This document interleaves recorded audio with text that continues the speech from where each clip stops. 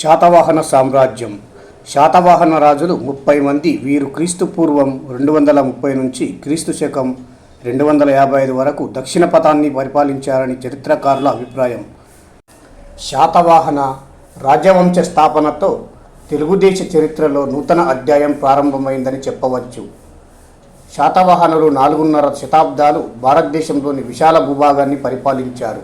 మత్స్యపురాణం, వాయుపురాణం మొదలైన పురాణాలు వీరిని ఆంధ్రులు, ఆంధ్రభక్తులని, శాసనాలలో శాతవాహనులని పేర్కొనడం జరిగింది. వీరి జన్మస్థలం గురించి, రాజ్యస్థాపన విస్తరణ గురించి చరిత్రకారుల్లో భిన్నాభిప్రాయాలున్నాయి.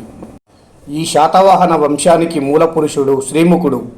ఇతడు మౌర్య సామ్రాజ్యం పతనం తర్వాత క్రీస్తు పూర్వం 200 సంవత్సరాల్లో స్వతంత్ర రాజ్యాన్ని స్థాపించాడు. శాతవాహనంలో మొదటి శాతకర్ణి, రెండవ శాతకర్ణి, కుంతల శాతకర్ణి, హలుడు, గౌతమిపుత్ర శాతకర్ణి, యజ్ఞశ్రీ శాతకర్ణి ప్రధానంగా చెప్పుకోదగిన రాజులు. వీరిలో హలుడు 17వ రాజు. గౌతమిపుత్ర శాతకర్ణికి 5 తరాల ముందున్నవాడు.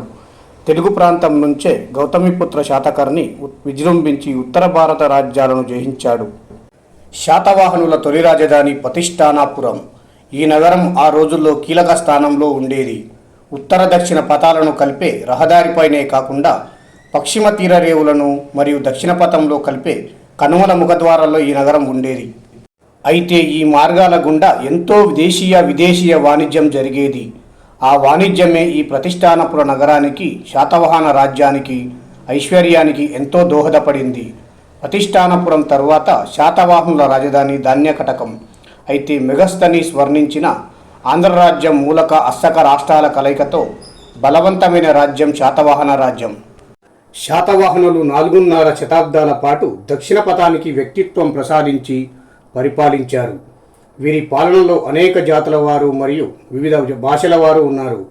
వీరందరికీ సమ్మతమైన రాజ్యాంగాన్ని అనుసరించి శాతవాహనులు రాజ్యపాలన సాగించారు. ధర్మశాస్త్ర సమ్మతమైన రాజరికం ఈ రాజ్యానికి మూలం. పాలనా విధానంలో చాలా అంశాలను మౌర్యుల నుంచి శాతవాహనులు గ్రహించారు. మానవ ధర్మశాస్త్రం, కౌటిల్యుని అర్థశాస్త్రం వారికి మార్గదర్శకాలు. దేశకాలానికి అనుగుణంగా పాలనా విధానంలో కొన్ని కొత్త సాంప్రదాయాలను ప్రవేశపెట్టి సుపరిపాలన వ్యవస్థను భావితరాలకు అందించారు శాతవాహనులు. శాతవాహన సామ్రాజ్యంలో అనేక సామంత రాజ్యాలు ఉండేవి. కొల్హాపుర ప్రాంతంలోని కురువంశం మరియు విజయపురిలోని ఇక్ష్వాకు వంశం, మహారాష్ట్ర ప్రాంతంలోని మహారథి, మహాభోజ బిరుదులు ధరించిన పాలకులు కొందరు శాతవాహనుల సామంతులు. వీరు తమ సామంత వంశాలతో వివాహ సంబంధాలు పెట్టుకునేవారు. పరిపాలనలో రాజుకు ఉన్నత ఉద్యోగులు సహకరించేవారు. విశ్వాసామత్య, రాజ్యమాత్య, మహామాత్య, మహాతరక, కాండగారిక, హేరనిక, ప్రతిహార లేఖక, నిబంధకార, పట్టికాలపక అనే ఉద్యోగుల పేర్లు శాసనాల్లో కనిపిస్తాయి. రాజుకు భూమి శిస్తు ప్రధానమైన ఆదాయం. భూమిపై 2-3 రకాల పన్నులుండేవి. బ్రాహ్మణులకు, శ్రమణకులకు పరిహారాలు ఇచ్చే సాంప్రదాయం శాతవాహన కాలం నుంచే ప్రారంభమైంది. సాధారణంగా రాజులే స్వయంగా యుద్ధభూమికి సైన్యాలను ముందుండి నడిపించేవారు. శాసనాల్లో కటక, స్కాందావార పదాలు కనిపిస్తాయి. స్కాందావారం అంటే తాత్కాలిక సైనిక శిబిరమని, కటకమంటే సైన్యాగారం అని పిలిచేవారు. శాతవాహనుల కాలంలో సమిష్టి కుటుంబ వ్యవస్థ ఉండేది. కుటుంబంలోని వారంతా సమిష్టిగానే దాన ధర్మాలు, తీర్థయాత్రలు చేసేవారు. పితృస్వామ్యంపై ఆధారపడిన కుటుంబ వ్యవస్థ ఉండేది.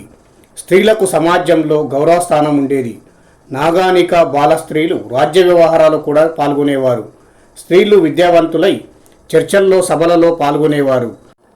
ఆ రోజుల్లో గ్రామీణ జీవితం నిరాడంబరంగా ఉండేది, కానీ నగర జీవితం మాత్రం సకల సౌకర్యాలతో సుసంపన్నంగానూ ఉండేది. శాతవాహనుల కాలంలో ప్రజలకు ముఖ్య వృత్తి వ్యవసాయం. పొలాల్లో ఉమ్మడి హక్కులుండేవి. వరి, చెరుకు, జనుము, నువ్వులు పండించేవారు. ఇవే కాకుండా కొబ్బరి తోటలు, ఆకుతోటలు విరివిగా పెంచేవారు. పొలం దున్నడానికి ఎద్దులను, గాడిదలను ఉపయోగించేవారు. శాతవాహనుల పరిపాలన సమయంలో మత పరిస్థితులు ఎలా ఉండేవంటే, ప్రజానికంలో అధిక సంఖ్యాకులు బౌద్ధ, జైన మతాలు అవలంబించినప్పటికీ రాజులు మాత్రం వైదిక మతోద్ధరణకు కంకణం కట్టుకున్నారు. శాతవాహనుల ప్రథమ శాతవాహనుడు జైనమతాభిమాని. అతని కుమారుడైన శ్రీముఖ కృతవాహనుడు మాత్రం భాగవత మతం స్వీకరించాడు. అయితే శ్రీముఖుడి కుమారుడు శాతకర్ణి వైదిక ధర్మరక్షణకు దీక్ష వహించి 2 అశ్వమేధాలు రాజసూయం వంటి యాగాలు చేసి బ్రాహ్మణులకు గోదాన భూదాన సువర్ణాది దానాలిచ్చి తృప్తిపరిచాడు. ఈ విధంగా శాతవాహనులు మౌర్య సామ్రాజ్యం సామంతులుగా రాజకీయ జీవితం ప్రారంభించిన వీరు అశోకుని మరణం తరువాత స్వతంత్ర రాజ్యంగా ప్రకటించుకున్నారు. పురాణాల ప్రకారం ఈ వంశము తొలిరాజు కన్వ వంశాన్ని ఓడించాడు. మౌర్యుల తరువాత దక్కనులో విదేశీయుల దండయాత్రలను ఎదుర్కొని శాంతిని స్థాపించాడు. మరీ ముఖ్యంగా శకులు, యవనులు, పశ్చిమ సాత్రపులలో శాతవాహనుల యుద్ధాలు దీర్ఘకాలం పాటు సాగాయి. ముఖ్యంగా గౌతమిపుత్ర శాతకర్ణి, అతని కుమారుడు వాసిష్ఠిపుత్ర పులుమాలిల కాలంలో శాతవాహనుల సామ్రాజ్యం ఉచ్చస్థితికి చేరింది. క్రీస్తుశకం 3వ శతాబ్దపు తొలినాళ్లకు ఈ సామ్రాజ్యం చిన్నాభిన్నమై చిన్న చిన్న రాజ్యాలుగా విచ్ఛిన్నమైపోయింది.